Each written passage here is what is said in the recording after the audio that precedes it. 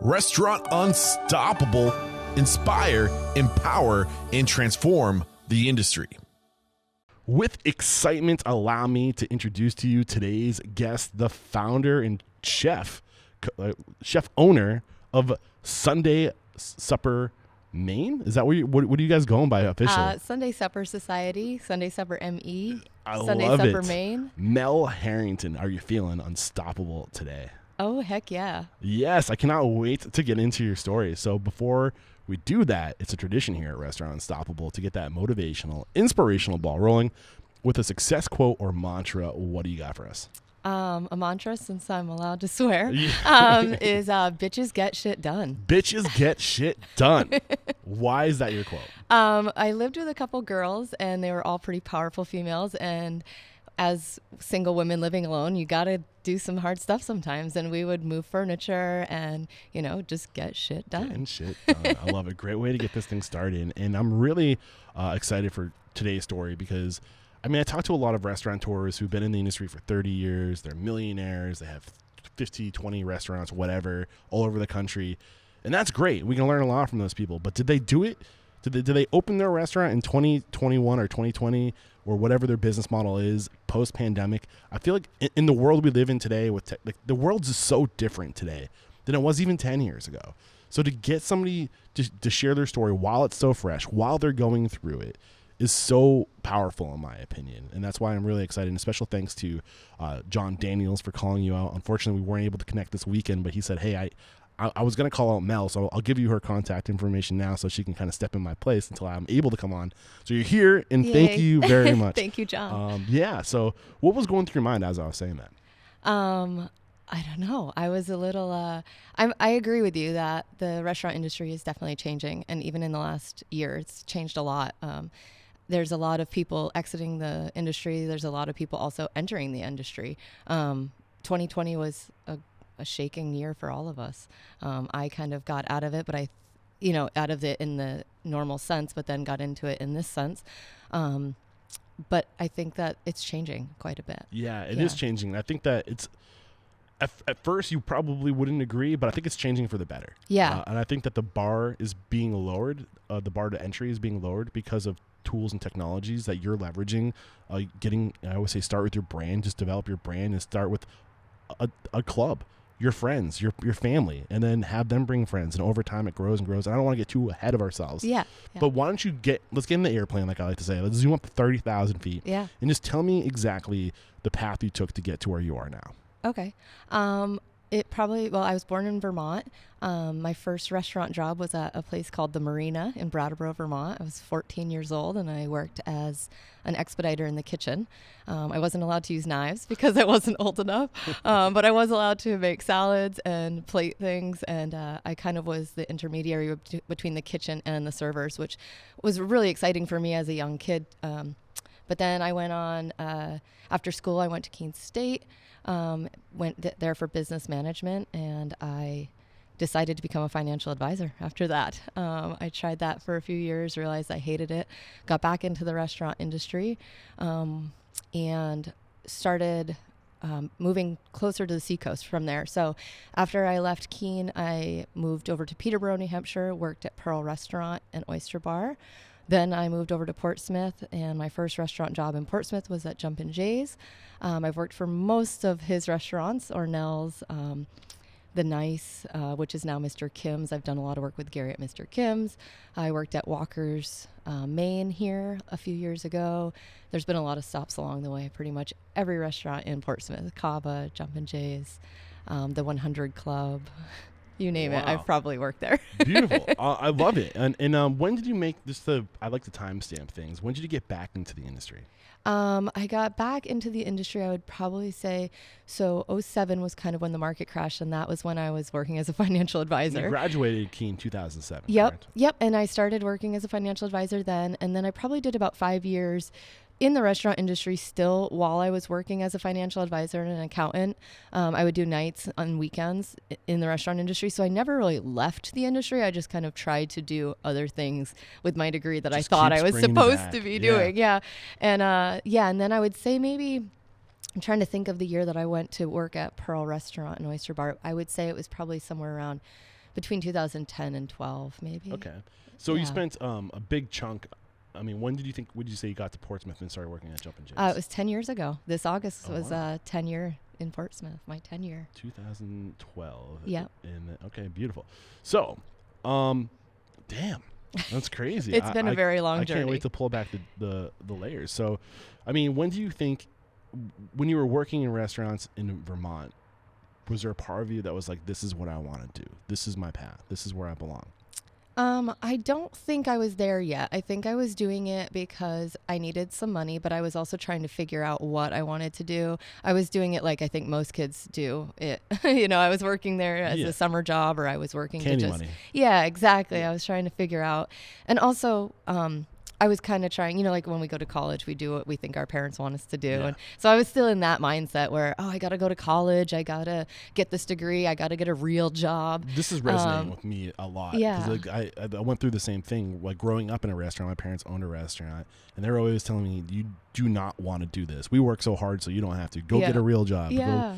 Go, so yeah, I think a lot of us hear that. Yeah. And seeing it too from such a young age, I didn't really want to do it. I was like, oh man, this looks like hard work. They don't enjoy their lives. They don't, have a balance at all. And I didn't want it at first. I was like, exactly no why way. we're here though, because that's a lot of people, and it doesn't have to be like that. Yeah. I remember looking at my parents and thinking to myself, we have lines out the door every weekend, but my mom's crying at the kitchen table, worried about how she's going to pay the mortgage every month too. Yeah. Like, what's going on? What are we doing wrong? How are there, like, Jimmy and Allie's family, they have a restaurant and they go on vacation. What are they doing? What are we doing wrong? What are vacations? Yeah, exactly. So like you can find that balance. There's things you can do, and that's kind of what we're here to do, is to get after how to find that balance and how to run a sustainable restaurant business, right? So keep going.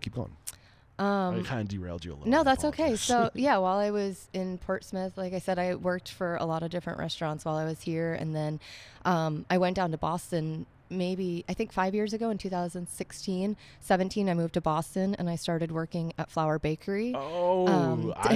She has been on my radar. Yeah, everyone loves her. She's wonderful to work for. Joanne Chang. Yeah, she's phenomenal. She knows every single employee's name. With me with Joanne, I would. Yeah, she's great.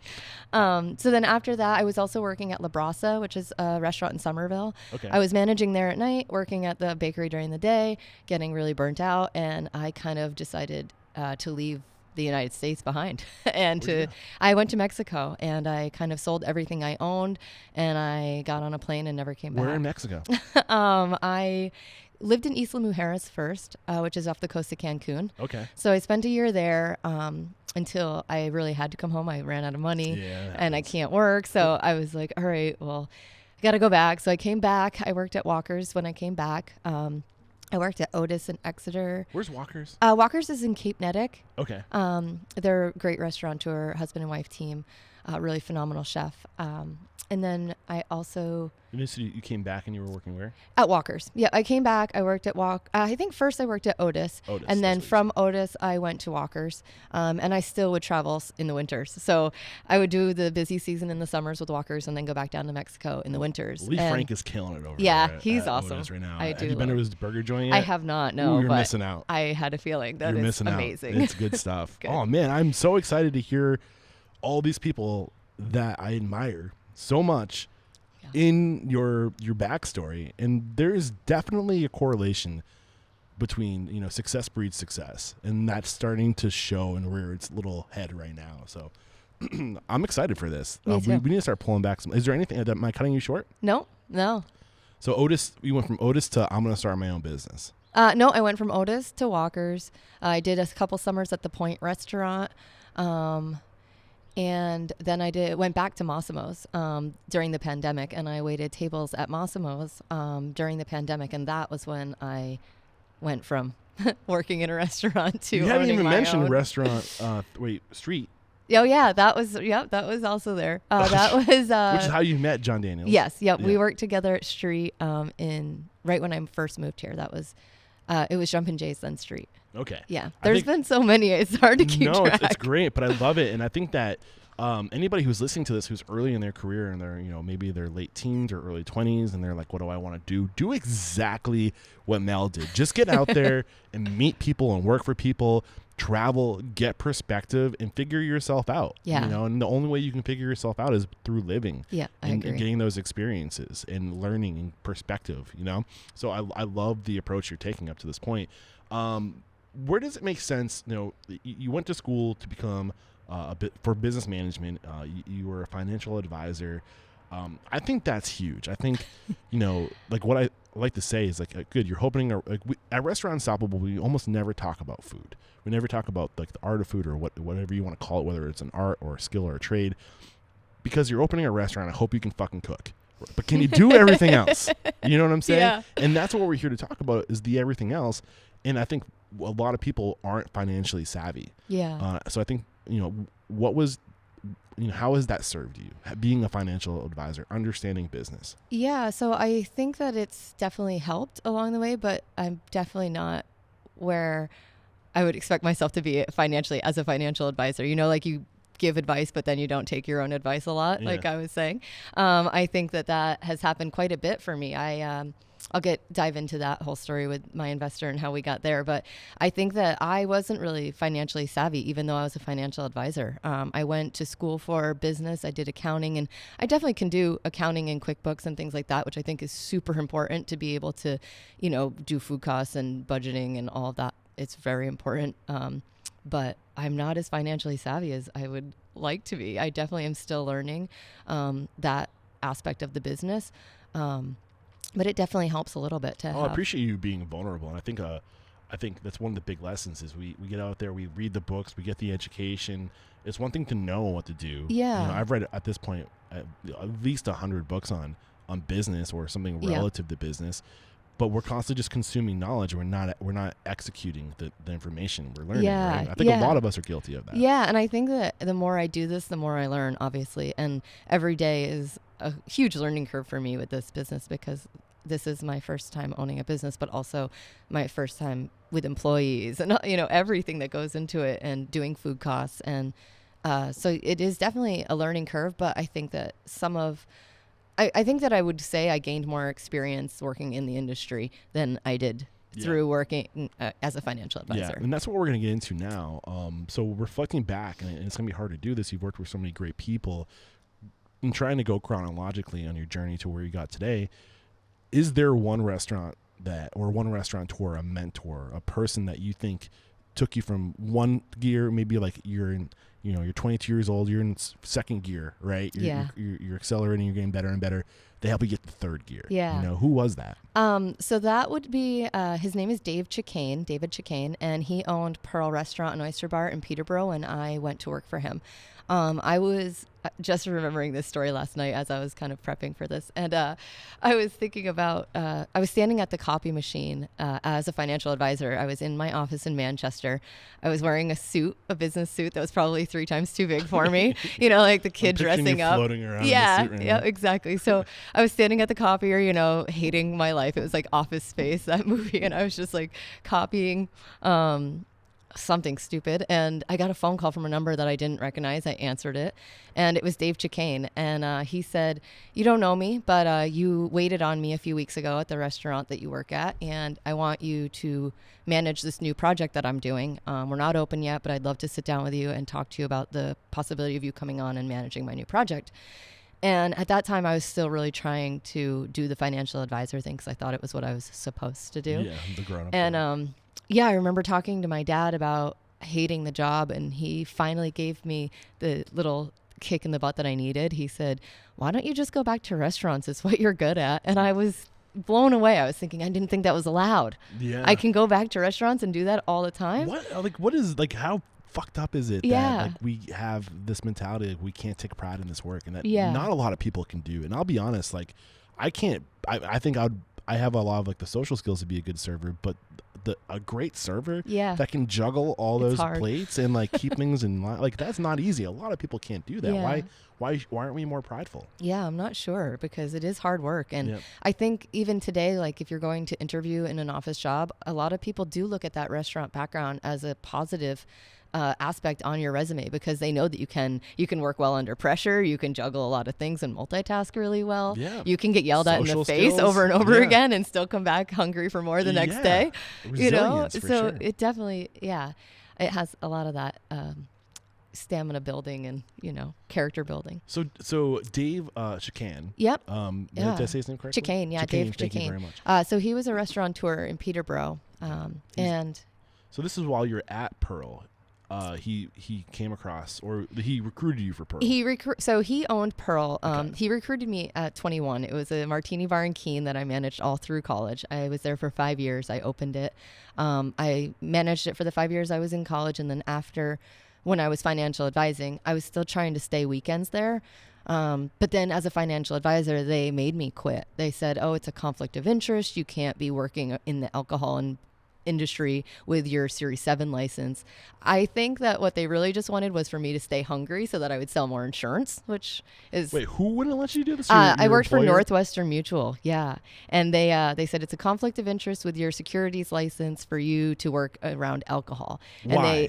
Why, right? I don't know What either. is a Series 7? What does that mean? A Series 7 is your investment license, which allows you to trade stocks on Wall Street. You can't be around alcohol doing that. Yeah. So I think they were really just trying to, they wanted me to stay hungry so that I could sell more insurance, because they wanted us to sell so many policies a week, and they didn't want any conflict of interest for their bottom line, I think. So I don't understand. So because you would be making a lot of money slinging martinis? I think so. I think that's the thing. They wanted me to not be making as much money slinging martinis so that I would be more hungry. Exactly. Yeah. So they asked me to quit the restaurant job, and I thought it through, and I couldn't, because it was commission only working for investments, and I couldn't do that. So then when Dave, it was kind of all like right at the same time. They were telling me that I had to leave this job if I wanted to stay on with them. And then Dave called me and said, hey, why don't you come work for my new project? And it was all kind of right at the same time, and it was a perfect fit. And so he hired me on at Pearl Restaurant to kind of see the lay of the land as far as how he runs his restaurants while we were getting the new restaurant up and running. What was the new restaurant? It was called Canteen. Okay. It was a Mexican restaurant right next door in Peterborough. And I was hired on as the beverage manager there. And so I worked at Pearl for maybe 6 months while we were getting the restaurant up and running, doing some R&D for the beverage program. And then we ended up closing. And I think after that is when I moved to Portsmouth. Okay. Yeah. The restaurant ended up closing after about a year. You said that Dave, I don't know why I'm saying his name. Yeah, Chicane. Chicane, thank you very much. He kind of helped take you from second gear to third gear. Yeah. Where were you at the Martini Bar as far as your knowledge, your skill set, and where were you after Dave Chicane? Yeah, that's a great question. So when I first started at 21, I was 19 years old. Okay. I wasn't even really old enough to pour cocktails, but I did. And, or maybe I was 20 because I was 20, I think, because I turned 21 while working there. But I started out as a bartender there, and then I became the bar manager within 6 months. And I stayed there for all 5 years, 5 years of college, 4 years of college. And I just knew that restaurant really. I mean, I worked at Margaritas in college a little bit. I worked at the restaurant in Brattleboro a little bit, like golf courses here and there, but I really didn't know much about the restaurant industry. Margarita is great. I went through their training, and their training is wonderful. Back in the day, like they had a tight run ship. They did, yeah. Like, and they still do to this day, I'm sure. But yeah.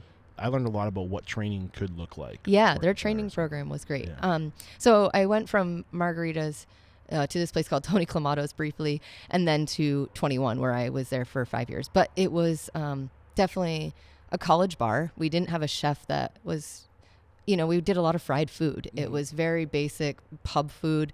I had never been around a quote unquote like real chef before. No one who went by chef, no one who really was cooking anything that excited me or inspired me whatsoever. It was kind of just like chicken tenders and mozzarella sticks and things like that. So once I left 21 and started working for Dave, I was blown away. Like his operation at Pearl, they still run the same menu now, and it's been almost 10 years and he hasn't owned it, and the new owners kept the menu. It's a phenomenal restaurant. The food's incredible. The drink program is also incredible. It was the first time I worked with bartenders that were using things that I had never seen before. It's small town like Keene, Keene's small town, but moving over here a little bit opened my eyes to the world of the restaurant industry. What did he teach you about business? So it was more elevated dining. Yeah. But did he give you new skills? Yeah, he definitely did. I remember the first night working for him. he had me come on as a host to kind of get the lay of the land of how he operates and runs his businesses. Smart. So he said, why don't you come on? You can host for us and you can kind of just see the flow of the restaurant, how everything works. And I had never hosted before. I had managed a bar and bartended, but I had never hosted. So me being completely green, but also thinking that I'm not green in that field, because I was like, oh, I can host. Come on. I've been doing this forever. I can host. And according to him, I single-handedly fucked the entire restaurant that night. Oh, man. How did you make that happen? I remember him coming up to me before service, and he was looking over the guest list book, and I had booked every single table for reservations. I left no room open for walk-ins. Oh, man. And the first diner that tried to come in, I turned away because we were booked with reservations, and he was like, wait, what did you do? And I said, I filled the reservation book. And he was like, that's what he said, that. He's like, you single-handedly just fucked us tonight. And I was like, I started crying. So why is that a problem? For people who are like, well, I understand. Yeah, that sounds like a good thing, right? Yeah, but then he had a big walk-in business. Yeah. And so there was no room for walk-ins. People were walking in, seeing an empty restaurant and being like, well, wait, why can't I have dinner right now? And it's like, oh, sorry, those are reserved in an hour. Right. I gave 2 turns to every single table in there instead of leaving things open for walk-in and wiggle room. And in like a third or maybe even a fourth if it's a fast turn, right? But yeah, it was just, I definitely cut down on business that night. Probably I don't think people realize how much control a host has, not just over, you're the governor essentially of everything. Like you control the flow. Yeah. And, I mean, if you flat seat the kitchen, there's so many different things you can do. You can overload servers. You have to there's just so many dynamics you have to take into consideration, skill set, what people can handle. There's a million things. It definitely it's a lot of management for sure. And then from there, like you have this perspective of the entire dining room. You can see what you're a backup. You're reading the room. You're looking for situations where you can give a server a heads up and be like, or just swoop in and kind of like, help out wherever you can. Take a tray from somebody. Whatever you can do. There's a million things a server can do, a host can do. Yeah, it's one of the most important positions. I think it really does control the whole flow of the restaurant all night long. Look at some of the most successful restaurateurs. Our hosts, Danny Meyer. Yeah. It's in a very powerful role. Yeah. So continuing on, because we have a lot to cover. You gave, so any other big lessons that David Chicane? Yeah, Chicane. Yes. Yeah. I got it right, Dave. Well, this was the first time that he gave me a budget to create the beverage program, and he gave me a lot of independence with that, which was really cool. He would give me his credit card. He'd say, go to the liquor store, invite your friends over for dinner, and play around with cocktails. And I was kind of blown away that somebody would just give me a credit card to go buy alcohol. But he did that, and him giving me that independence to create this program was really cool too, because it was the first time I was empowered to do that.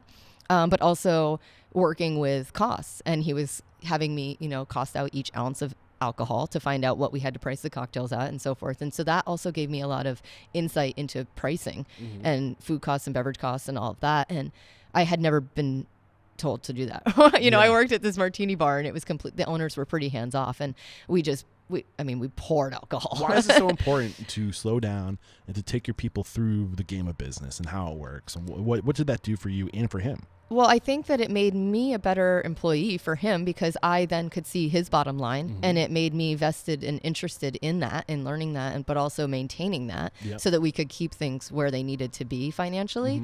But it also empowered me. He gave me the tools and then said, go run with this and see what you can do. And it just really empowered me because, I'm a people pleaser, and I just always wanted to do a really great job for him. And so it definitely empowered me to be better at what I was doing. Yeah. So. And now he's creating a better asset in you. Yeah. He's giving you skills. He's giving you knowledge, and he's making you more valuable for himself. Yeah. Selfishly, but it's a win-win situation, right?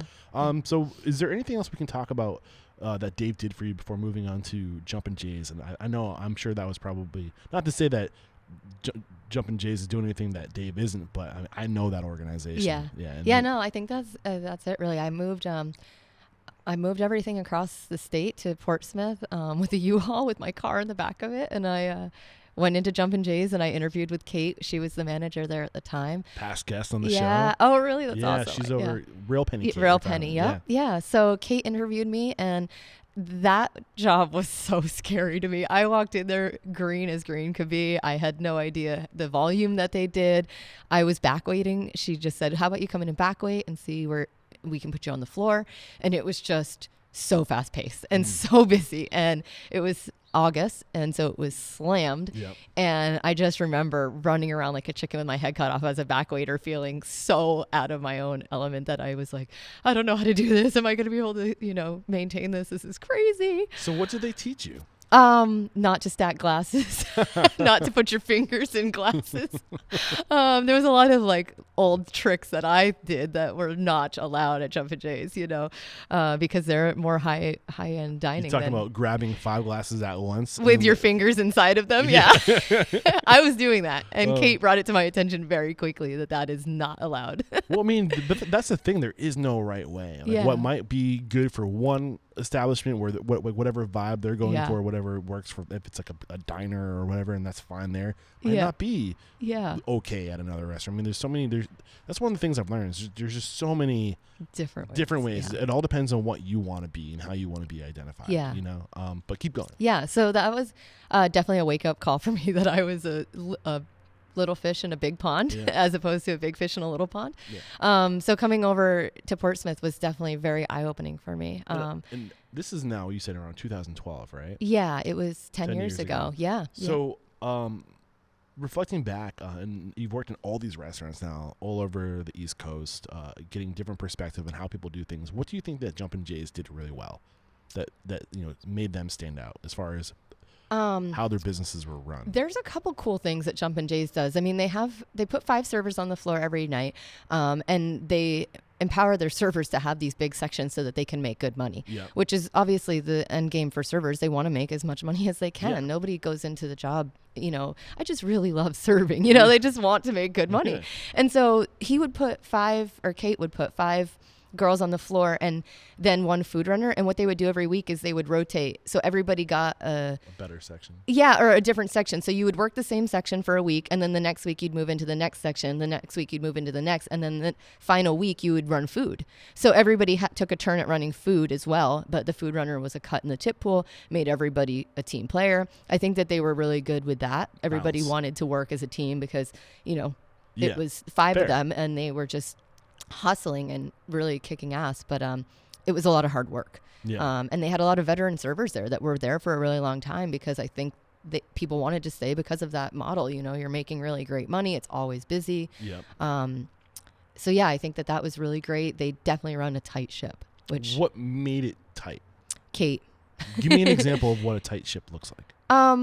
People show up on time to work, and she told me this. She's like, if you're on time, you're late, and that's the tight ship. If you're rolling in at 3:00 for a 3:00 shift, you're late, So I learned that pretty quickly, that you got to be there at like 1:15, and you come in and you settle in and you get ready for your shift. And it breeds, that mentality breeds, I think, you're expected, more is expected of you. And I think I think it's great to set the tone for that. Like, this is what we're expecting of you. I think, correct me, Jared, if I'm wrong, but I know you edited that episode, and I think I remember Kate getting into that, that like she remembers reflecting like that she used to be a huge hard ass. Yeah. And I think that she today admits like I could have been a little bit more relaxed. She was a hard ass. Yeah, I could have been a little bit. She was what is it, a tough bitch? Yeah, she was. Was that the mantra that we started with? Bitches get shit done. Bitches get shit she done. got shit done. Yeah, she definitely did. She fired me, and I remember her firing me. And why did you get fired? I don't know if I was really fitting in with the men. I was kind of, I don't know. That's how she said it. Yeah, I was the black sheep. She called me into the office. She slid my last paycheck across the table, and she said, I don't really think you're fitting in here. Which is true. I probably wasn't. But I just remembered being fired, and I was like, I just got fired. Oh, my God. Yeah, and from there I went to Street. That's funny. Enter John Daniels. So, again, another great restaurant, Street. Yeah. Tell us a little bit about Street. So same situation as most of the situations. I've started out bartending and then became the bar manager. I worked there when Michelle Losway still owned the restaurant, and her husband, Josh, was the chef. And I worked there for a little over a year. It was a great job. I loved working there. It was really fun. It was a lot more my speed, where I fit in a little better. It was definitely a group of misfits. Yeah, I kind of want to get into that a little bit, because I think it's important. Sometimes we get fired and we take it personally. For sure. But I think it's important to get into culture fit. You Yeah. know, why were you hurt? Did you hold a grudge? I was definitely hurt. I always want to, do my best. And when you get Yeah. fired, you definitely take it personal. I Yeah. take a lot of things personal that I probably shouldn't. And that was definitely one of them. I remember crying and about it to a friend of mine, and he said, go work at Street. And so I went there, and it was more my fit for sure. The culture was more in line with what I was new to town, and there was a lot of cool, eclectic, fun people, and like there was always loud music playing, and the menu was really cool, and it just seemed more my speed. Yeah, but I think that's important to find. It's great to get into a place like Jumpin' Jay's that you're going to be making money hand over fist. Yeah. But at the same time, like if you're not a good culture fit, if it's a different type of person or like clique, you want to be around the people that are going to make you happy too. Yeah, of course. Yeah. So I think that's really important to find the right cultural fit. So what about street that I always want to call it Restaurant 365. I don't know. Oh yeah, well it was Street Food 360. That was what they went by in the from? beginning. Okay. Yeah, and then it just got dropped to Street, I think. Yeah. So I love their concept. It's a street food from around the world. Yeah. What did you learn anything new working here? Again, it was a lot of personal development stuff. Working for Michelle Lazaway, she's also a bitch that gets shit done. I worked for a lot of strong women, and it definitely helped and hurt, personally and professionally. But we definitely had our trials and tribulations, Michelle and I, and she taught me a lot. She was very much a mother figure to me, and I think that she played that role in a lot of her employees' lives, for better or worse. But I moved over here, and I left my family on the other side of New Hampshire. So coming over here and having her kind of be like a mother figure and fitting into this restaurant where I felt like I belonged. So it was like, the culture there definitely made me feel like a part of their family. I ended up dating the sous chef, and we lived together and worked together. So it was like this whole incestuous like family that we had. And it was really great for my development, I think. Being new to the area. Yeah, what are your thoughts on that? I think there's a lot of weird thoughts. People say that you shouldn't date people at work. Oh my there's God, a lot it's of the policies restaurant against industry.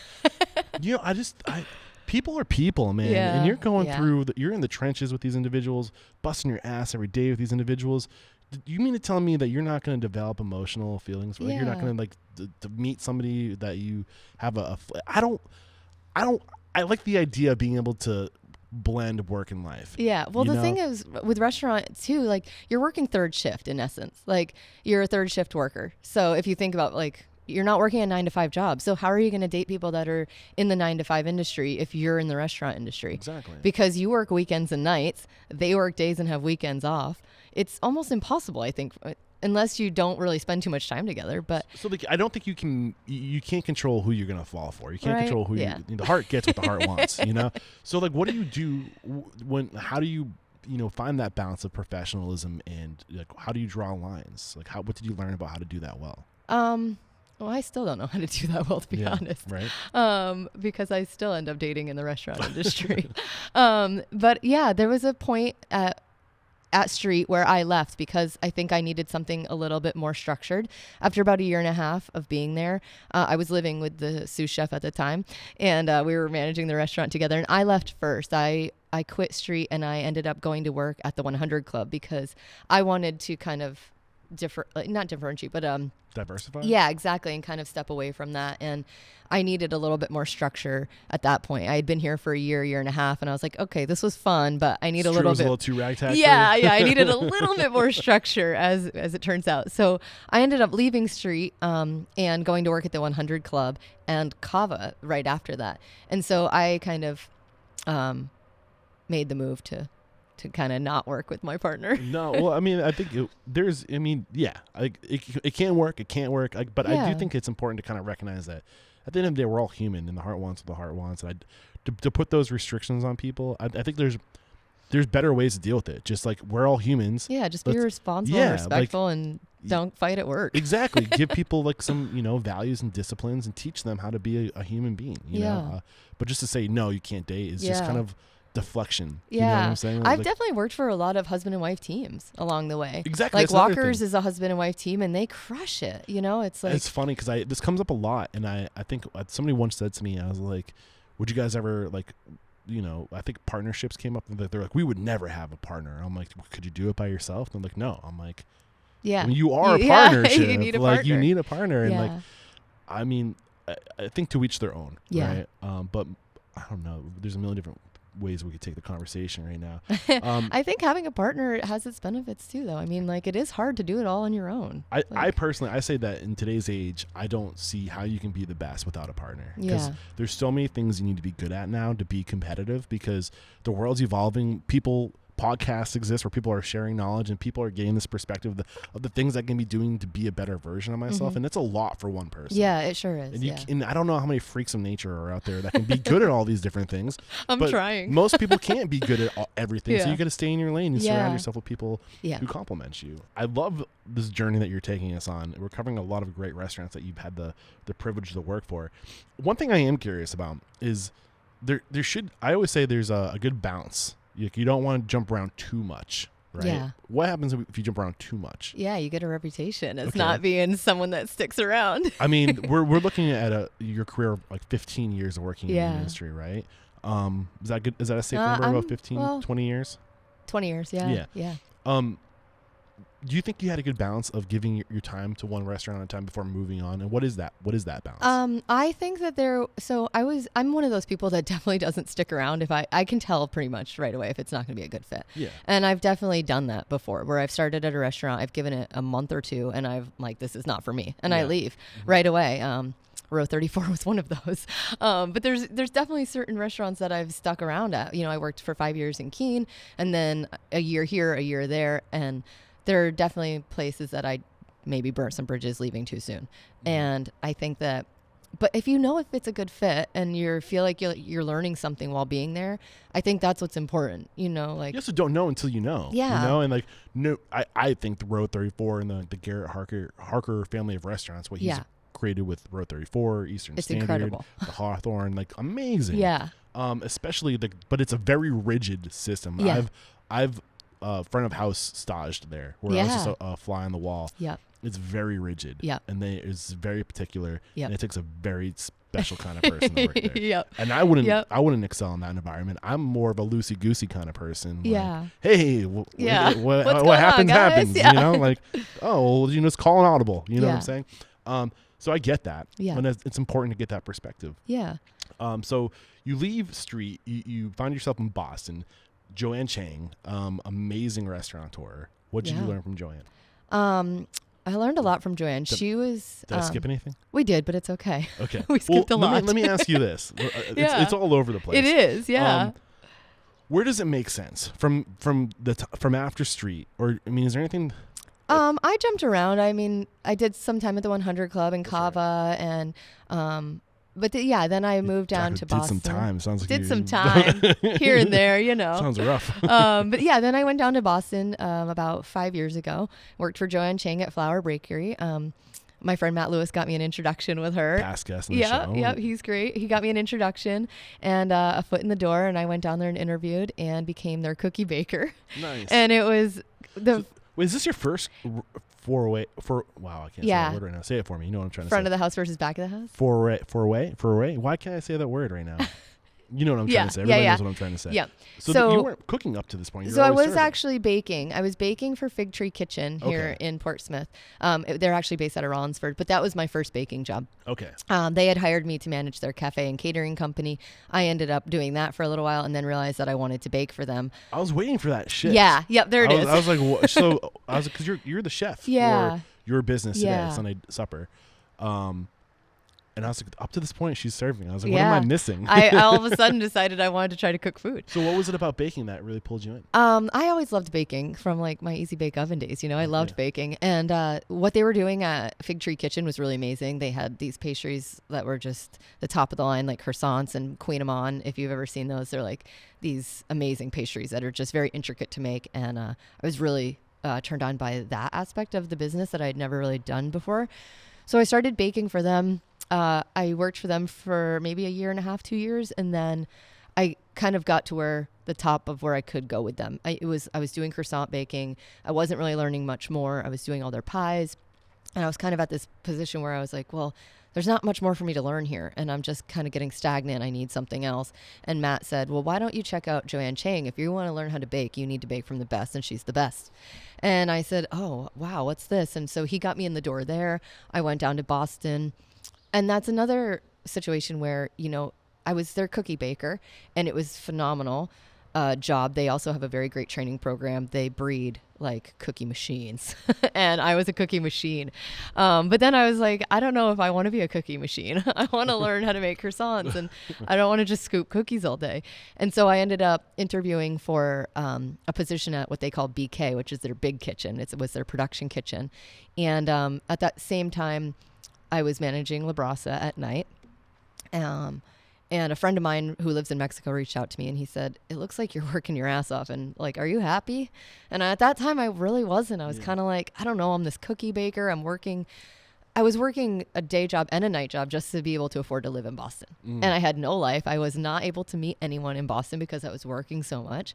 And so he said, well, why don't you come down to Mexico and check it out? There's a friend of mine down here that has a bakery. She needs some help. I know some wedding planners down here. You could get some work down here.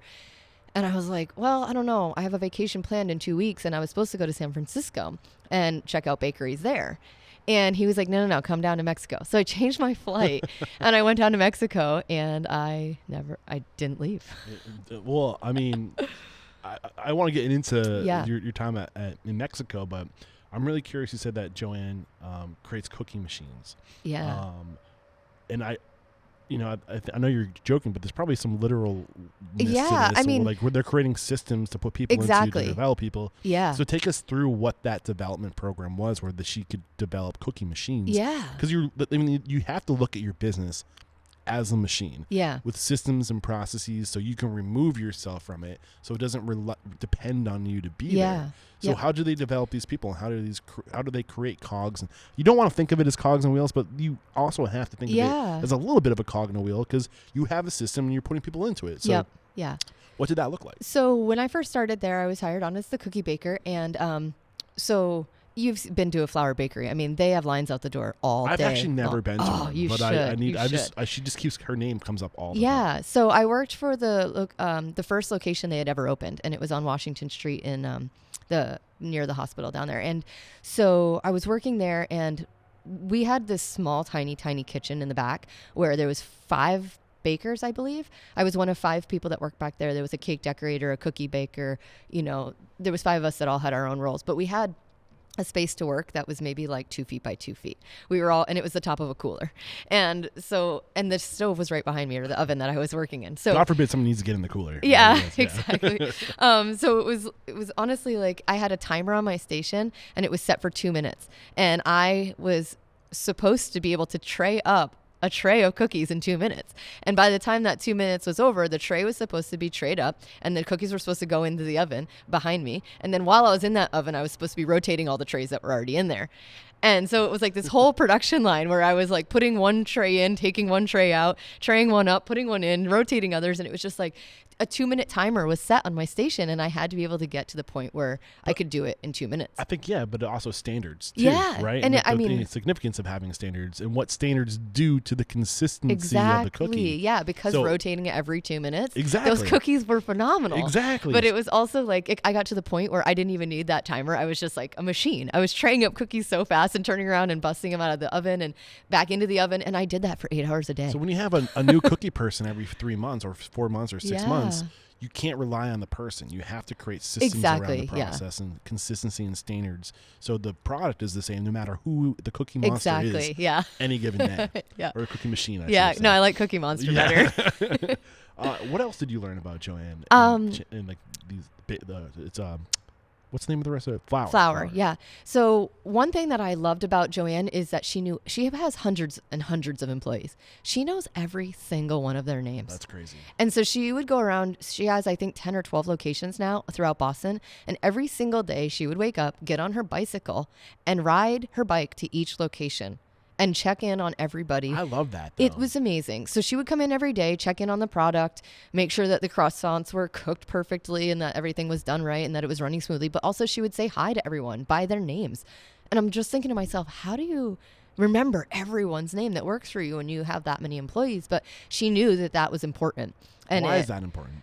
Because you can't do anything without your employees, right? I mean, especially with the operation that she's got running down in Boston. I mean, you have to empower your people to I love the expression. stay. Yeah, I love the expression that everyone's favorite word is their own name, right? And it's true. And when you take the time to learn someone's name, it shows that you care. You know? And people are much more responsive to their name than other names, right? Yeah, Their own of personal name. course. But it kind of reminds me of my time. I was part of the opening team over at Applecrest Farm Bistro, and I remember the significance. Every day I was an AGM, I guess is what you could call me. Whenever I left, I would walk around and I would find every person and say goodbye to every person by name, just because I know that, and it is powerful. People look at you differently when you take a minute just to go, Mel, I'll see you next night, or I'll see you tomorrow. Yeah, exactly. People just appreciate that. It makes them feel more valued, I think, for Patrick sure. Susie. Wow. Yeah. Sorry, Pat. Anyway, moving on. You're in Mexico. I want to, is there a point, at what point you're like, I want to do my own thing? Is it worth talking about what you did in Mexico, or did you grow there in Mexico? I mean, I did grow a lot in Mexico, and I think that is a big piece of the story here. I don't really think that I think that my time in Mexico definitely has turned me into the person I am today. Why? It was the first time I had traveled alone. And as a woman traveling alone, it's definitely a different experience. It was the first time that I was living in a country where I didn't speak the language. I didn't know anybody, and I was by myself, and I don't have a work visa. I'm not Mexican. I can't work. Yeah. So it definitely built. So you're just volunteering your time? No, I mean, I worked under the table here and there, but it was not legal for me to be working down there. So, I did some wedding planning. I ran weddings at a high-end resort. I did some baking. I helped open a bakery down there with another expat.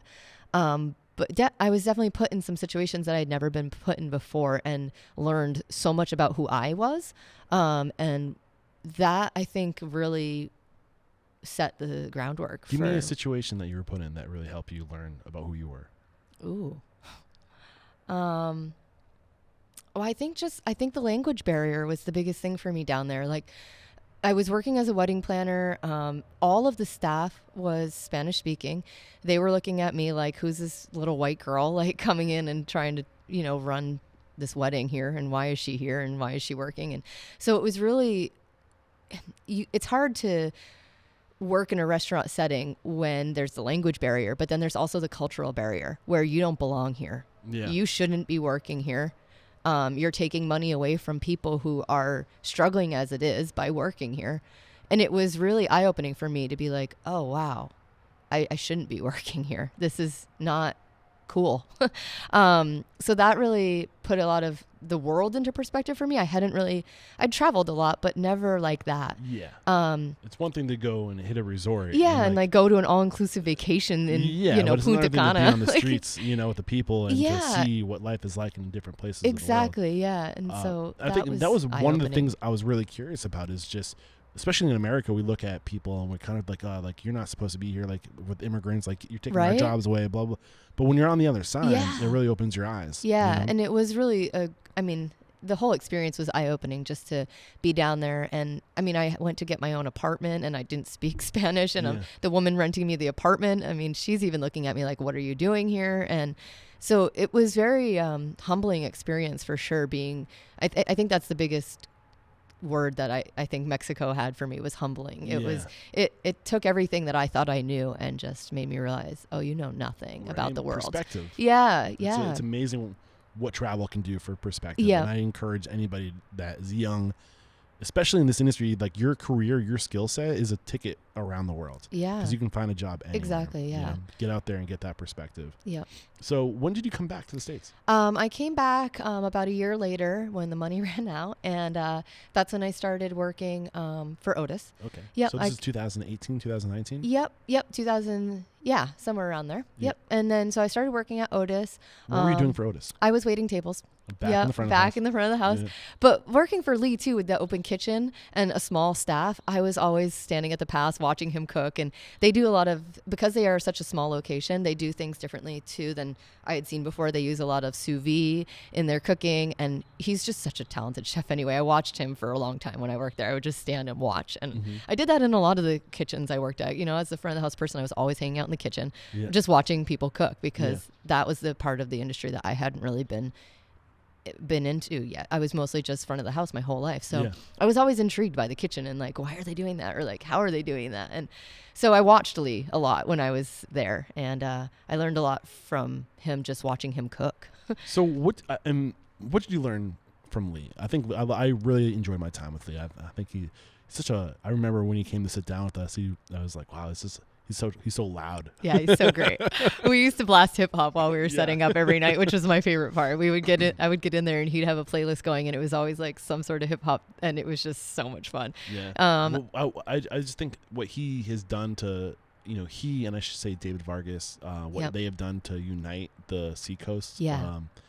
It is exactly what I'm trying to do throughout the industry, is just bring people together and have fun, and just to like literally just to bring people together in itself is so powerful. And like the network you're developing for yourself as a restaurateur to bring chefs and restaurant people together, I'm sure that served them both so well. But they just do a lot for the Seacoast as far as uniting people and being connectors. What did you learn from David?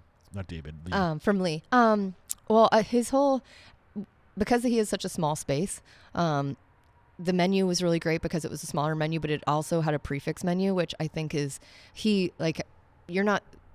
I don't know how to word this, but like, efficiency of space. Yeah, exactly. Efficiency of space. He had his menu and his systems in place so that, the goal, right, was to push everybody towards the prefix menu because it's easier for the kitchen with a small space, but it also, everybody gets the best experience because they're trying everything on the menu. You can also, like, it's easier to, you have, 15 seats, right? Yeah. You have a prefix menu, you have 2 seatings, you know exactly how much money you're going to make that day. Yeah. So it helps you with budgeting, it helps you with planning. Exactly. It helps you with saving on waste because you have exactly these many plates that you need to put out. So you just become it's just a fine-tuned machine. You don't over purchase, you know exactly what you're going to get. And that's I think the key. And I think it's important that we encourage people to break away from the broken traditional model of having a freezer full of food or a walk-in full of food, and just kind of like having your par stocks like, oh, we're getting low, order more, because that's money on shelves, and it's not efficient. We waste so much that way. It's not consistent. What are your thoughts as I'm saying all this stuff? I think that's spot on what I was trying to say. I tried to do that here, and that's the biggest thing I've realized here is, you've got to stay on top of that, like the ordering and the prepping and having exactly how many you need, but not too much, but not too little. It's that fine line of not wasting product. I'm such a stickler about throwing away food. It's throwing away money. Yeah, I refuse to do it. I compost everything. I put the compost back into the garden, and then I grow the food from the garden. It's like I'm really trying to just like close the loop and not have food waste. And I think he was pretty good with that, with the prefix menu and having a smaller menu and changing the menu frequently. I think is really important too because it keeps people coming back. There's a lot of regulars that came into Otis all the time and loved the fact that the menu changed, and I think people look for that. I personally love the idea of going out to eat and just putting my fate in the hands of the chef. Like I do. That's usually what I do when I eat too. Like I go to a restaurant, like they know what they do well. I'm like, what should I eat? They're like, you need to get this. I'm like, that's what I'll get. I would like to just not have menus anymore. Right. Like that's one of the biggest stresses here for me is getting that menu printed because I'm not a technology person. I'm like, can we just not do menus? How about we just bring people food? But everybody always wants to know what they're going to eat because they don't like to be surprised. And there's food allergies and all that stuff too. I get it. Yeah. But okay, so we're at Otis. You said you did some time at Point and Massimo. Yeah. At what point are you like, I want to open my own, or I want to do my own thing? When did this? I mean, we're only 3 years out at this point. The moment that me starting my own thing happened in 2020. I think for a lot of people, everybody reevaluated their life in 2020 and they decided what was important to them. It was also the year everyone decided to start their own restaurant podcast. Yeah. And I was like, hey, what's going on here? And restaurants. I was actually, after working in the industry, right before 2020, I decided to go down to Mexico. I went down to Mexico for the winter like I normally do. And then I decided to go to Thailand for my yoga teacher training. I love Thailand. I was just going to say, like, I felt what you felt when I was in Thailand. I spent 6 months in Thailand. And it's weird being, like, in an culture, outsider. Like, little things you do just are, that would be, like, a nice thing that would be, like, a disrespectful thing. Yeah, exactly. Yeah, you learn a lot when you travel. I remember at one point, like, one lady she was short, like, money at the market. And I, like, offered to pay. And, like, she was, like, offended. She was like, fuck you. Yeah. And I was just like, oh, sorry. Yeah, you don't realize those things until you're there and experiencing them. But sorry to interrupt you. oh, it's okay. I was trying to do my yoga teacher training because I was trying to balance work-life balance. You know, like I started doing yoga and I was like, oh, what I should do is I should do yoga retreats around the world. So then I can travel and cook food. I'll cook for the yoga retreats. I'll run the yoga retreats and we'll be able to travel all over the world. So that was kind of my plan before the pandemic. So I went to Thailand, got my yoga teacher training certificate in 2020 of January of 2020. And then I was going to backpack Southeast Asia and then come back and start a yoga retreat business where I was the chef for the yoga retreats and bringing people all over the world where I've traveled. And then 2020 happened and we weren't traveling anymore, especially to Asia. And so I came back to Mexico. And I quarantined all of quarantine in Mexico for the most part, like the beginning of quarantine. I didn't want to come back to the United States yet. I knew that it was kind of like a tumultuous situation here. My dad is a traveler. He said, stay out of the United States as long as you can. It's not a good thing right here, right now. And so I was like, okay, well, I'll just go back down to Mexico and I'll hang out there until this is. Beach. Yeah, exactly. If I'm going to be somewhere, I'm not going to be somewhere cold quarantining inside. So I quarantined down in Mexico on the beach in Baja. So I was living and working on our yoga retreat center in Pescadero, which is it's about an hour north of Cabo San Lucas, on the beach. And so I was working at this yoga retreat center as their chef. She said, why don't you come and quarantine here with us? We need a chef for quarantine. There's 6 of us. We're all quarantining on the property together. We'll do yoga every day. You can cook. We have a farm. You can grow food, harvest food, whatever you want to do in exchange for room and board. And I was like, oh, this sounds awesome. I was living in a camper, like an RV out in the back of the property, like in the middle of the desert. It was pretty amazing. But they had this cool garden and I was in charge of writing the menu and feeding them every day.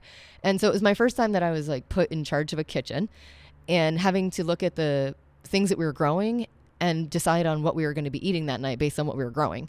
And that was really cool for me and empowering. And I was like, wow, I've never done this. This is like what it would be to be a chef or to run a restaurant as a chef. And it was really cool to me to be able to do that and also do yoga every day. And, you know, I think it's important to point out that this new path, this new frame of mind that you're starting to develop of, I think the industry is moving in a direction of much more customized, much more one-on-one, much more experiential dining, where you no longer need a dining room in a restaurant, a brick and mortar, to create the experience for people. You can go to the people because it's easier to connect than ever before. So if you're doing something unique and you're doing something special, for you, it's combining the food and the yoga and creating this experience for the consumer, right? Yeah.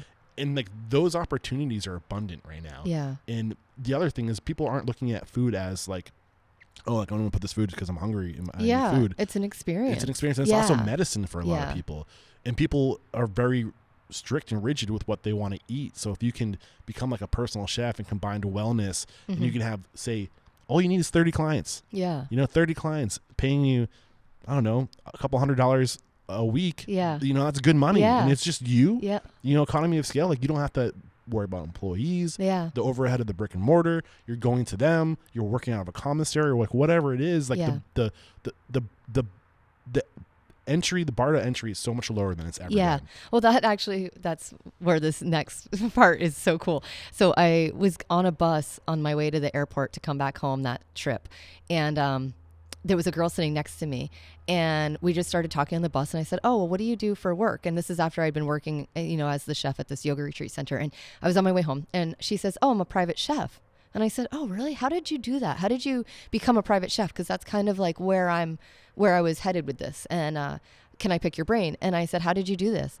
And I said, did you go to culinary school? Have you worked in the restaurant industry your whole life? She goes, no, I just changed it on my Instagram to say private chef. And I said, are you kidding me? And I looked at my friend sitting next to me and I looked at him and I said, she just put it on her Instagram. And he goes, well, you could do that. And I got home that day and I changed my Instagram to say Mel Harrington, private chef. There you go. And I was like, look at that. All of a sudden, that's how easy it is to just become a chef. I was like, come on. I mean, there's like, I can see how that would irk a little. Yeah, I think so. Like, yeah. You know, like, I have a lot of respect for that title, chef. And I know a lot of people too. I'm sure you do as well. well. I don't even like being called it. Right? Because I don't feel like it's fitting for me. I mean, I cook what are the food, standards, like either like not even a 4-year degree technically. Like I think they want to see at least 10 years of like field experience. Yeah. But you know. Yeah, I don't that's consider myself. That's the world we live in today. But at the same time, like you're competing with people that are like who are going to decide they want to be a chef, and they're like, oh, I'm a chef today. Yeah. And they put it on their Instagram. And, but that's crazy. the world we live in. That's the world we live in for sure.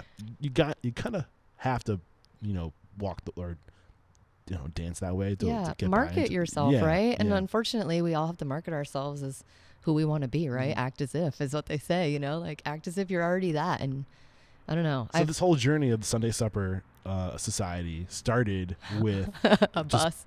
Instagram changing your name. Yeah. So during quarantine, I started posting my food pictures, and I started the Instagram for Sunday Supper because I was doing Sunday Supper in Mexico. And so I started this Sunday Supper Instagram account with all my food pictures. And then once it was maybe just even a month or two later when I was on that bus ride with that girl that told me that. And I changed the Instagram when I got home, and I started doing baking out of my house for the holidays and things like that. And I did bagel bakes where I was like, oh, I'll try my hand at bagels and see if anybody wants to buy them. And so I did bagels for a minute. I did like pies for a while. You know, it was just kind of like. I'm on your Instagram right now. Did I ever tell you my dream? I don't think I mentioned it on our time together. My dream concept is a calzone shop, like a. Oh, yeah. And I kind of looking at your Instagram right now, and I kind of feel like you'd appreciate that. Yeah. I love everything pizza. Yeah. So I just kind of was like, I did a lot of online classes during COVID. Like, what kind of classes were you taking? So I did pasta making classes. I did bread baking classes. Everybody was doing that during the pandemic because all these chefs were out of work. So they were doing these live cooking classes online. So I just signed up for all of them. You're bringing up another huge point too. I think it's never been easier to learn. Yeah. And like, there's no excuse. Yeah. There's I hate technology probably just as much as you, and I don't consider I don't like to bury myself in a computer every day. Yeah. But at the same time, there's so much opportunity right now because there's no limitation on what you on can access learn. to knowledge. Yeah. And this podcast is an example of that. Yeah. You know? Yeah. So I did a lot of pasta making classes during quarantine. I was living in Portsmouth downtown, and I was just cooking every day in the apartment, learning how to make pasta and bread. And I think a lot of people did the baking during quarantine. Yeah, I started baking myself. Yeah, bread baking. I love it. It. And so I was not very different from everybody else during quarantine. I just had the opportunity and all that time on my hands to do something that I was actually passionate about for the first time without having to really. There was nothing else going on. Yeah, I think the secret right now is like, and something that comes up often is just start. You know, Yeah. like people in their mind think they have to have all these things in a certain, like, lined up a certain way. Just start. Yeah. You know? Oh, that was a hard part for me. Mm-hmm. Definitely. I always thought that, and I still feel that way a lot. I'm like, oh, well, I'm not quite ready yet because XYZ, or I don't know how to do that yet. And so it would definitely hold me back from doing things because I was worried that I would fail at them. And then once you start doing them, you realize you're going to fail so many times. Mm-hmm. And that's where the learning is, you know? So it's like, fine, I make pasta and it doesn't come out right. Or like, but I kept telling to myself like, well, you're not ready yet. You don't have a location yet. And then I was like, well, wait, we can just do these pop-ups anywhere. And so that's what we started doing was like, I found a space out in Newmarket that we did a dinner in September of last year. And it was during the pandemic, and everybody was still kind of weird about eating out. And so we did a dinner outside, and I just invited people in the industry that I was really inspired by, but also friends and family. And that was the first Sunday supper, was last September, on this like dilapidated piece of property that had like a house on it that was condemned and was going to be torn down, and a farm was going to be built there. And so I was using the property in the interim. It was like very strange. So what we're about to get into is why I was really excited for today's conversation, because I think that the path you took is exactly what I would tell anybody to do. Just start. Just, develop your brand. That's a website. Maybe you didn't have the website back in 20. Yeah, no, I just made that. Yeah. Yeah. So, just start. It's as easy as having a landing page for a website to collect emails and a social media. Yeah. account. All I had was social media. All you need is one social media platform. You Yeah. don't have to be in all of them. Just whichever one you think you can do the best at. You have your social platform, you drive traffic to your website where you're saying, hey, we have an event coming or whatever. Yeah. And then that event is how you capture the emails. And now you start building this email list. Yeah. And then you start developing a dialogue and a relationship with the people that like what you do. And then over time it grows. But you just have to start. And you just have to fucking take a jump off the cliff For sure. and believe that your parachute's going to open. And it will. Yeah. You know? So you started with your social media. Yeah. And then how long did it take you to start building like out the other things that you would need to execute this stuff? You started inviting friends and family. Yeah. So it's been about a year that I've been doing this and building this, and this is where I might get emotional because this is where it really. I love it when people cry on the podcast. Yeah, I might. I'm going for it. So I was working at Massimo's during the pandemic, waiting tables, and I was starting to do this supper club in September of last year, and one of my regulars, he also owns property in Newmarket, and he's just, I thought the person that I should get on my side. Eric Chinberg, he owns a lot of the mills in Newmarket. He also owns a lot of the mills all over the place. Yeah. He was one of my regulars at Massimo's, and I was waiting on him and his friends one night, and I was like, I want him to come to one of my suppers with his wife because they know food, they love good wine, like, they've got the resources to spend money and, come to these dinners. So I was like, hey, I'm doing this supper club thing, and I started telling him and his friends about it at the table that night, and he was like, wow, that sounds really cool. But what are you going to do next month when it starts snowing? And I was like, I haven't thought that far yet because we can't move inside because I don't have a location inside yet. But he's like, well, I have all these mill spaces. Why don't you and I sit down and we kind of talk about maybe possibly putting you in a mill building? And I played with the idea a few times. Sorry to interrupt you, but I'm thinking of right now Evan Hennessy. Yeah, and so that's what I was like, that could work. Because I worked for him too at one point. Oh, Jesus Christ, you ran the gamut. I really have worked for everybody. But yeah, so I was thinking that. I was like, oh, a mill could be really cool. I could make it look industrial. I could set it up. Like my big thing is aesthetics, and I love setting this space. And for the people in California listening to this, Evan Hennessy is a well-respected chef in the Northeast, Dover, New Hampshire, and his restaurant is literally on like the third or fourth floor of a mill building that you would never know was there unless you knew it was there. Yeah. I don't even think that they have a hood, but like the cool thing about these mill buildings is they're so industrial that you can like just literally like throw anything in there. Yeah. And so that's what Eric Chinberg had said to me. He said, if, you find a mill space in our mill buildings that you like and it's not outfitted to be a restaurant, we could help you, get you started. And he said, why don't you come in on Monday and talk to me in my office and we can go from there. And I went into his office nervous as hell on Monday morning. And I think I actually started crying in his office too. He kind of asked me to tell him my story and what I was trying to do. And I'm very passionate about what I'm trying to do. And what are you trying to do? I'm just trying to create a life for myself that I enjoy, That's important. And this is important. This is why I'm really excited, because I think that people see any famous restaurateur name out there, like David Jane or whatever. Any of the people that Thomas Keller, and we think to ourselves, that's what we all need to do. You don't want that lifestyle. No. We all celebrate and hold these people on pedestals. Yeah. That lifestyle sucks. Yeah. It's tough. And it's not everybody hard. can do it. And we glorify it. Yeah. But we need to start changing the dialogue to be like, do what makes you happy. Yeah. What's the lifestyle you want? Reverse engineer. Yeah. I keep on interrupting you. I'm sorry. No, it's okay. That's definitely what I'm trying to do, is to work out this work-life balance situation. So when I went into Eric's office, I kind of started getting emotional when I was telling him this, because I was saying to him, I'm so sick of putting all of my energy into a restaurant for someone else's dreams to become a reality, instead of putting all of my energy into my own situation and making my dreams a reality. Like, it was really hard for me to just continuously go into restaurants and work so hard for other people and not have it, at the end of the day, not having it build my dreams.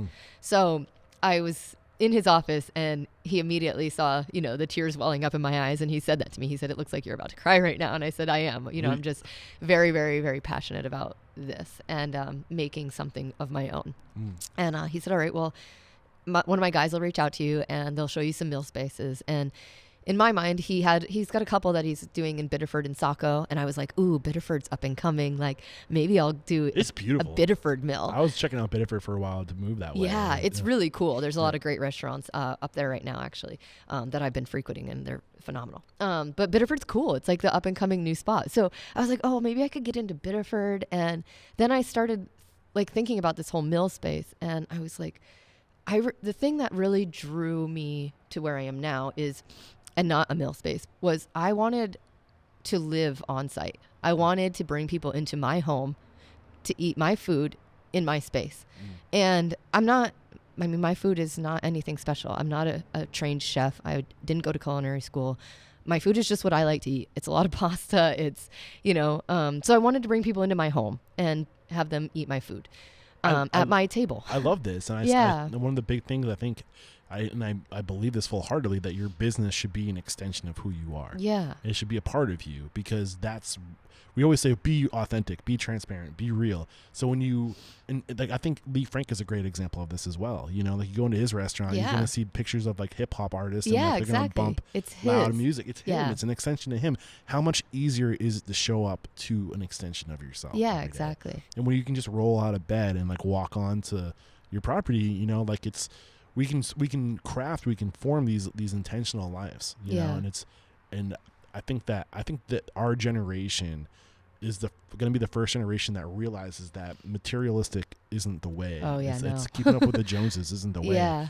Being happy is achievable, and it's just understanding what makes you happy. Yeah. And leaning into that.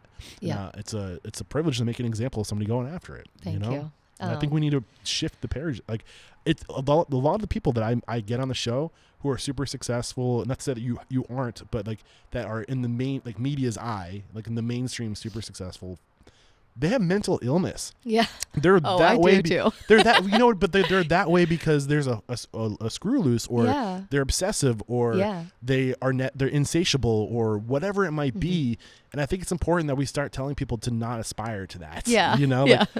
Don't let Michelin and James Beard and Thrillist and all these media outlets who celebrate these people tell you what's normal. Yeah. We need to break this. We need to break it.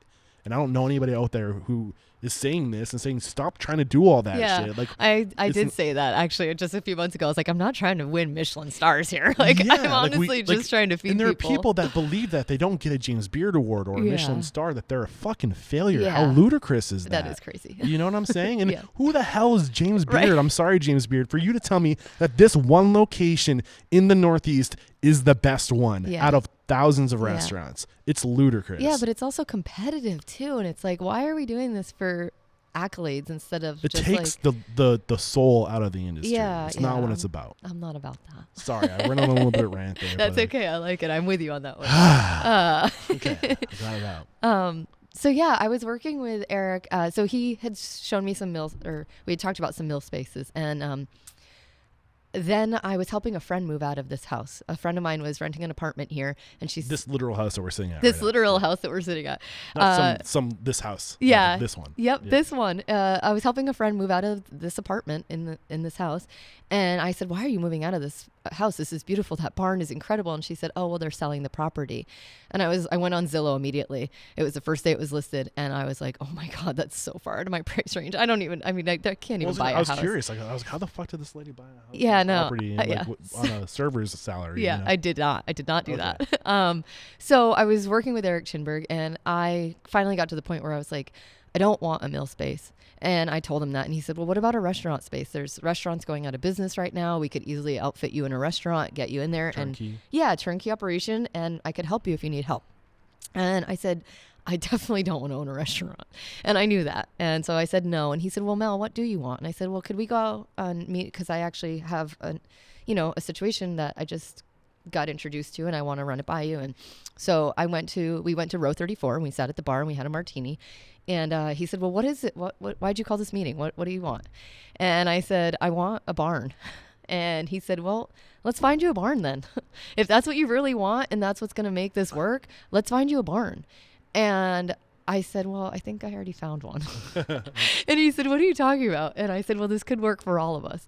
And I showed him the listing. And the listing was for 16 acres of land with the barn and the house. And the house and the barn, if you haven't seen the Instagram, it's a 150-year-old house and barn. The barn's a little bit older than the house, but it needs a lot of work. It's beautiful though. Thank you. So it went on the market and I wanted it. And I thought the only way I'm going to get this is if I have an investor. Yeah. And so Eric was willing to help. And I said, but there's all this land on this and I don't need all that land. So what if you take the land? So that's all this new construction. The new construction over there. Yep. So Eric bought the property. He subdivided it and he gave me what I wanted, which was the house and the barn. I mean, he didn't give it to me. Wow. I'm paying a mortgage to him. But he took the acreage and he is doing a small housing development with his acreage. So it was kind of like a win-win for everybody. The owners of the house, they were able to sell to someone that they knew would continue the tradition of this barn. I won because I got the barn and the house that I wanted. Yeah. And then Eric also got his land in Kittery for a housing development. So it was a great opportunity for me. I think it's also a great opportunity for him. He introduced me once as the person that brought him this plot or something. I went into his office one day and he said, "Oh, this is Mel who found us the Litchfield location." And I was like, "Oh, wow, yeah. That's cool. I didn't realize I did that." It was all part of your plan. Yeah, right? I mean, it wasn't. It just kind of happened. It's just, I think this is, it's like, where you finish your thought. The only thing that I was going to say is like that. The biggest thing is like, I never thought to ask, Never thought to ask what? For help or like I didn't think that anybody would just give me this opportunity, and like I think that putting yourself in uncomfortable situations like traveling to Mexico and you don't speak Spanish, like those things kind of give you a little bit more confidence to ask for more. And that's the biggest thing to me. It's like, how I just still don't know today, like what made me ask him for that. It's such a great story. like, and like in my mind, like that's what I'm happy that's where you went. 'Cause it all started with you just knowing who somebody was. And this comes up all the time on the show. You never know who you're serving. Yeah. Treat every one of your guests as a future investor because there's a good chance they will be. It's funny. I used to wait on him at Otis. Him and his wife live in Exeter, and they used to come into Otis all the time. I waited on them there.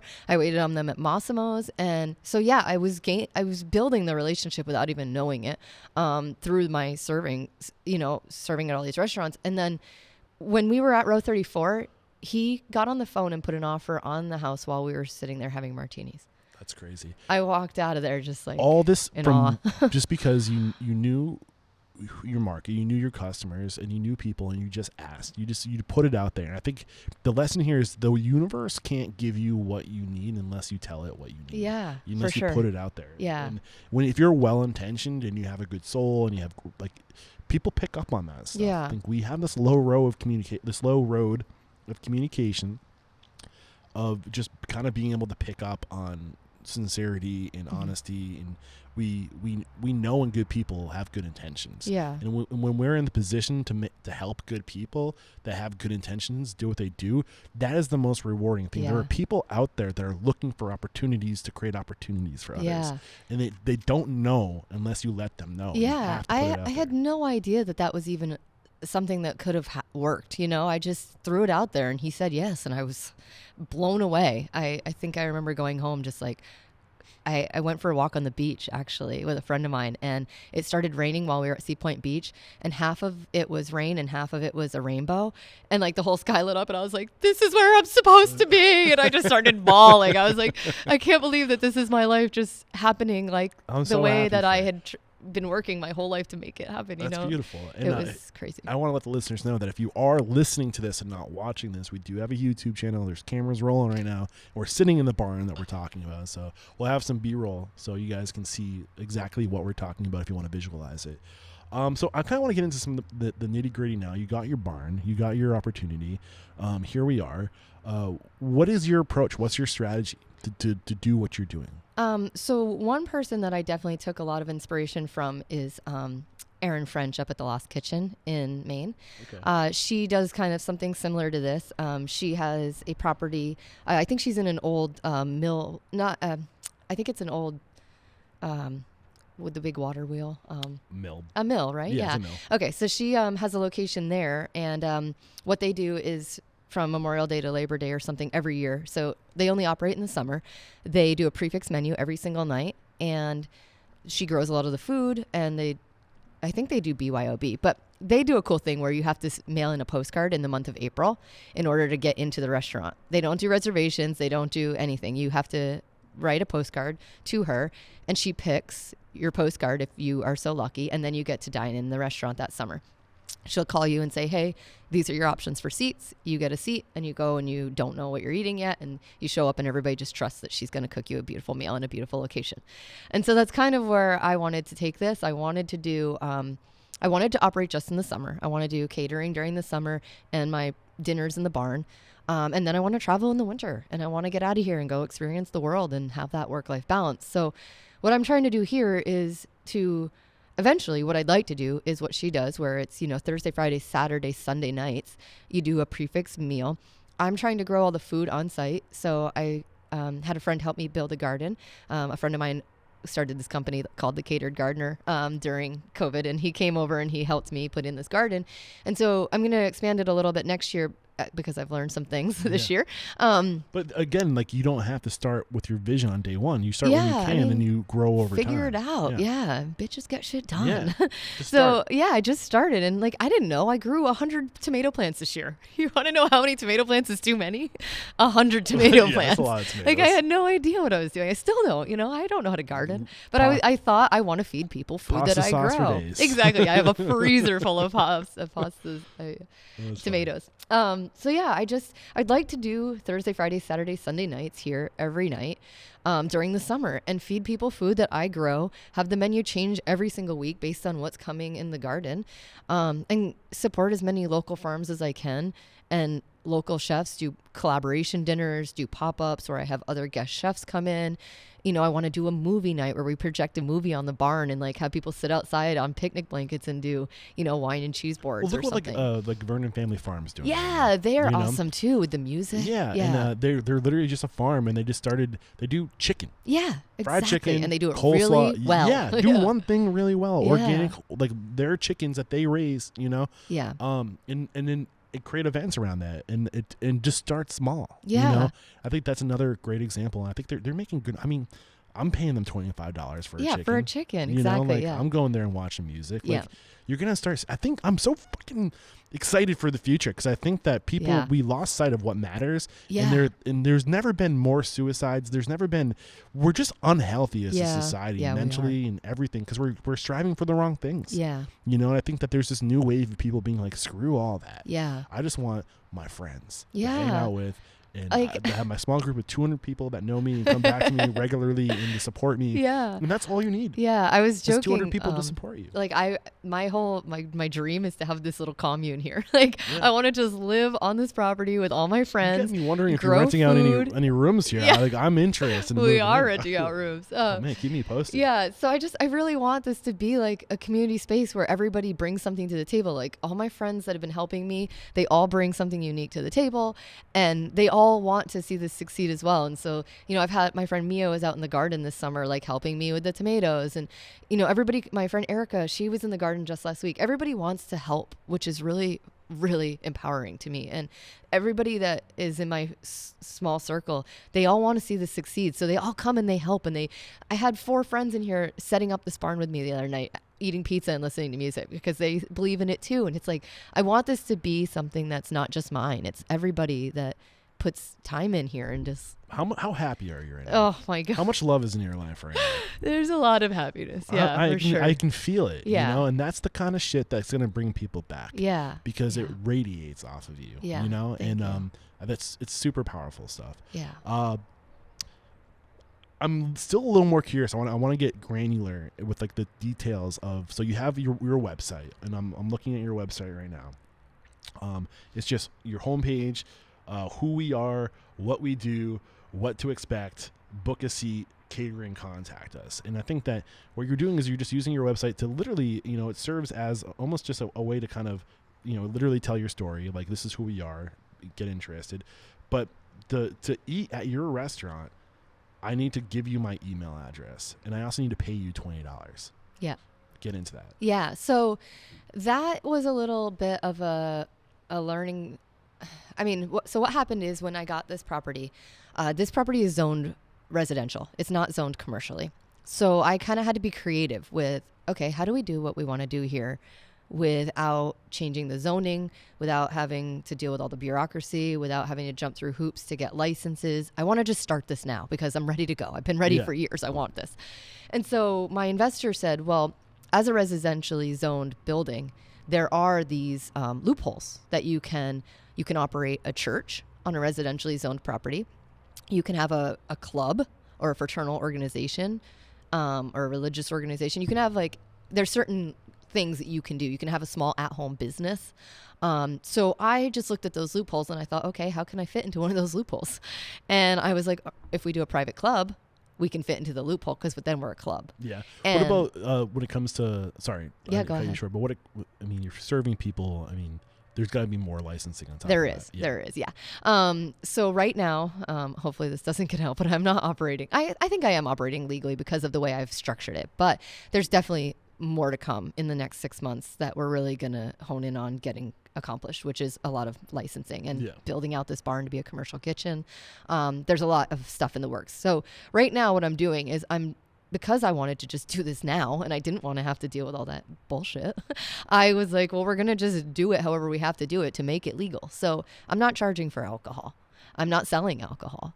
I'm selling food to people, but it's a private club. So because I'm private, it's just a supper club.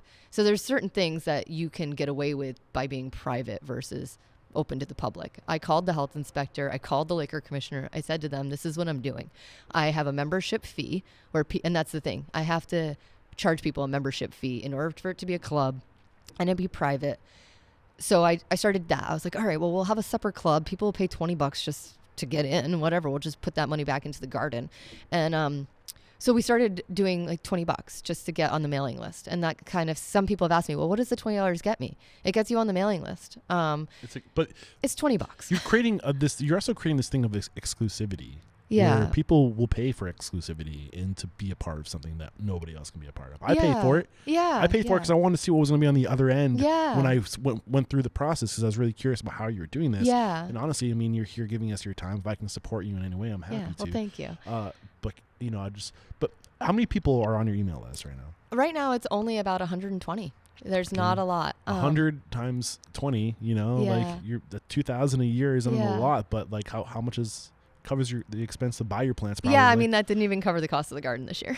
But I mean, as this thing gets going, right, you think if you can get 1,000 people on the mailing list, that's 1,000 times 20. Yeah, which was going to help. I mean, there's so much work that needs to be done to this property because it's so old. But I think that if you create this thing that becomes exclusive and it becomes hard to get into, like this woman with a mailing, people are like, what's this all about? Yeah. And I want people to get interested for sure. I don't want to create so much exclusivity where people were like, well, what is this? You don't want to make it snooty. Yeah, I don't want to make it snooty at all or pretentious or unattainable. I want everybody to feel welcome and that they can come to dinner. I think you could get $50. Honestly. Yeah, that's what a couple people have said, but we'll keep it at 20 for now.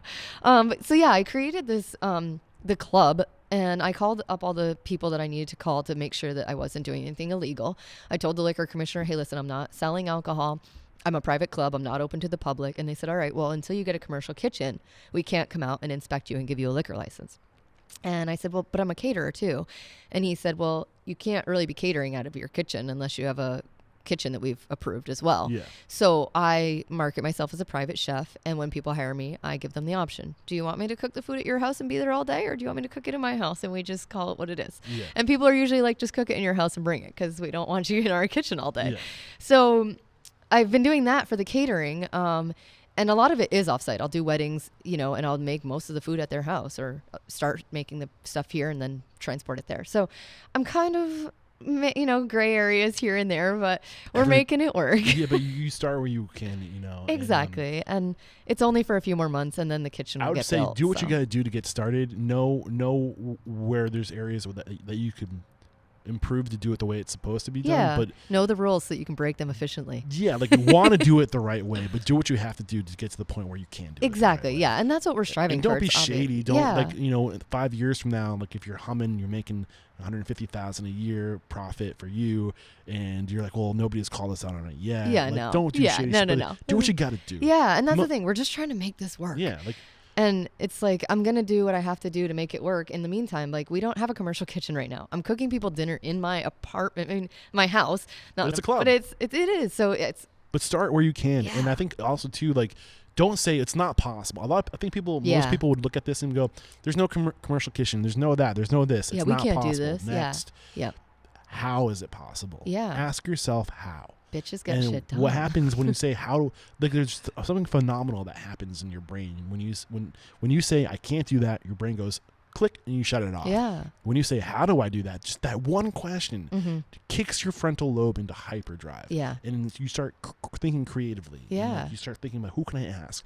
Who might know? What if I do this? What if I call it a club? Yeah. What if I do that? Yep. And then before you know it, like, you can duct tape it together and you can figure it out. Oh, there's so much duct tape but on just this. ask how. You know, it's so powerful. Yeah.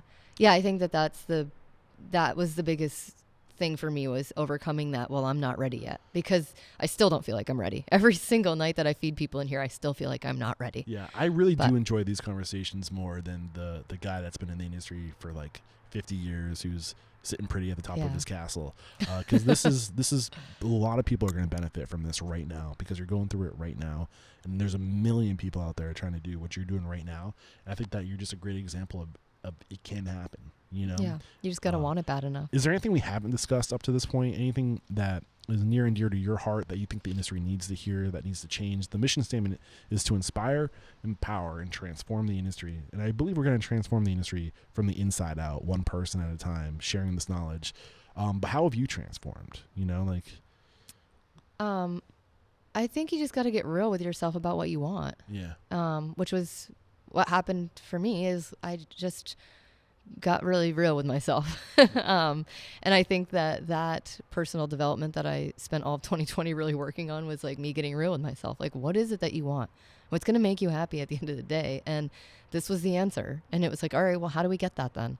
And so I think it's just being clear with what you want and the experience that you want to give to people, and stick to it. Mm-hmm. Anything that's in the industry, forward thinking, a future for the industry you want to see, things that need to change? Yeah, I mean, like we were talking about, the pandemic has done a lot to the restaurant industry, and I hope that it gets back to what it's about, and that's creating experiences around food. Like on my Instagram, that's what it says. You know, I want to create experiences around our passion for food. And I think that a lot of restaurants have gotten away from that. A lot of people are tired because they've just been trying to get through the pandemic. Mm-hmm. And so these restaurateurs are just losing steam, which is totally expected, because the last year was fucking hard. Yeah. And so I think that we need to maybe just find the passion again. Mm-hmm. Like, remember why they started doing this in the first place, you know? And that's hard to do when you're just trying to like staff and stay open and like struggling to make it through each week. You lose sight of the passion because you're just trying to make ends meet, you know? Yeah. And so I'm hoping that we can get back to the passion behind why we're doing what we're doing. I heard a stat that most people can have everything they need for $60,000 a year. You know, but we all want more. Of course. We all want to be a millionaire. Yeah, it's our society. And if you just kind of reverse engineer that and go, what do I really need? Yeah. What are the things that will really make me happy? $60,000, $70,000 a year, more than enough. Yeah, way more. You know, just that modest lifestyle. Yeah. Humble lifestyle. Super powerful. You'd be happier than you could ever imagine. Right? Yeah. We're back. And the first question I have for you is, what is your it factor? A habit, a trait, a characteristic you believe most contributes to your success? My work ethic and drive. I love it. I want it so bad. Yes.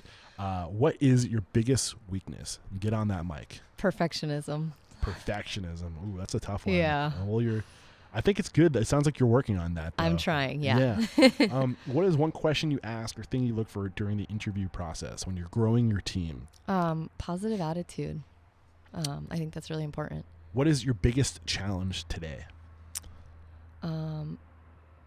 Perfectionism. How are you dealing with it? I'm trying to just be easier on myself and realize that mistakes are going to be made, and that's part of it. And if I don't make mistakes, I'm not going to grow. The only perfect things in life are imperfections. Exactly. Yeah. Mm-hmm. I heard that on one of your other podcasts, and I loved it. I was like, yes, that's exactly it. Share one code of conduct or behavior you teach your team. It's like a core value, a way to be, a way to act. Well, I want everybody to be welcoming. My staff, I want them to be welcoming to everybody that comes in these doors because it is my home, and I want them to feel like they're dining in my home. It literally is your home. Yeah. So it's just maybe that's, if we're thinking of like a core value, it's just being, kind, right? What is one uncommon standard of service? This is a way to go above and beyond what's expected from the guest. I think it's the aesthetics and the details, the attention to detail, if that makes sense. Just setting the table properly. Yeah, I love that. What's one book that's a must read for us to become a better person or a restaurant owner? Ooh, I'm a big fan of The Alchemist. Ooh, I love Yeah, that that's a good book. one, I think. Yeah. That book is on Audible. And if you guys head to audibletrial.com/unstoppable and you're not already listening to audiobooks, you're missing out. You can get your first book on us. And thank you for using that link. It really supports the show. Do you listen to audiobooks? Not really. No, I should. I love audiobooks. I think it's how, like, we work so hard in this industry. Sometimes we just don't have like the energy to like read and sit, like, but to just like listen while you're doing prep. It's a game changer, I think, driving to work or whatever it is. Yeah. What's one thing you feel restaurateurs don't do well enough or often enough? Like I was saying, I think that we lost sight of the passion. I think that we are just trying to chase money instead of ego, passion. Yeah, right? ego. There's a lot of things that we're chasing that aren't why we started this in the beginning.